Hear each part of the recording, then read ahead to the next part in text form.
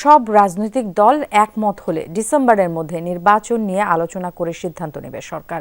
এই তথ্য জানিয়ে প্রধান উপদেষ্টার প্রেস সচিব শফিকুল আলম জানান, সংস্কার কমিশনের সুপারিশ নিয়ে 15 ফেব্রুয়ারি থেকে রাজনৈতিক দলগুলোর সাথে ঐকমত্য কমিশনের সভা শুরু হবে।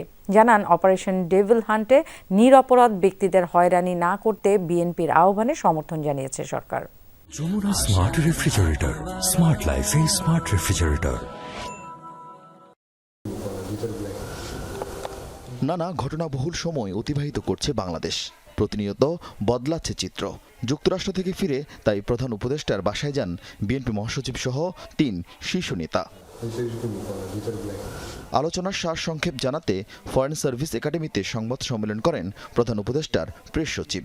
জানান, ডিসেম্বরের মধ্যে নির্বাচনের দাবি জানিয়েছে বিএনপি। আমাদের তরফ থেকে চিন্তা ভাবনা হচ্ছে, এই বিষয়ে কাউন্সিল অফ অ্যাডভাইজার আছেন, তারা দেখবেন। সমস্ত পার্টি মিলে বলে যে না, আমরা ডিসেম্বরেই চাই, তো সেক্ষেত্রে সেটা উনি তো বলেছেন, ওনার এমন না যে উনি একটা জায়গায় স্টিক করে আছেন যে না আমি জুনেই করব, এরকম তো আর উনি বলেন না। এটা হচ্ছে পলিটিক্যাল পার্টিগুলো কি এক্সপেকটেশন, তারা কি চায় সেটার উপরেই মূলত এটা ডিপেন্ড করবে।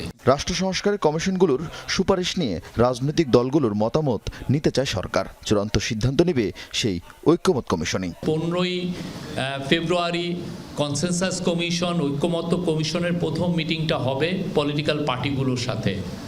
যেই 6টা কমিশনে যেই রিপোর্টগুলো এসছে, সেই রিপোর্টগুলো নিয়ে প্রথমবারের মতো প্রত্যেকটা যারা যারা পলিটিক্যাল পার্টি আছেন তাদের সাথে কথা ডায়ালগটা শুরু হবে।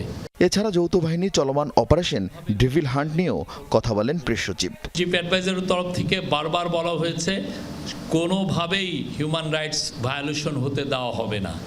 যারা যারা অন্যায় অত্যাচারের সাথে জড়িত, যাদের এগেনস্টে সুস্পষ্ট অভিযোগ আছে ক্রাইমের, তাদেরকেই এই অপারেশন ডেভিল হান্টে আওতায় আনা হচ্ছে। ফ্যাসিবাদী জামানায় যারা সন্ত্রাস আর দুর্নীতিতে জড়িত ছিল তাদের বিচারে সরকারের অঙ্গীকারের কথা স্মরণ করিয়ে দেন প্রধান উপদেষ্টার প্রেস উইং। আমরা তাদেরকে বলেছি যে খুব দ্রুত এটা জানার বিষয়। আরিফিন শাকিল, যমুনা নিউজ, ঢাকা।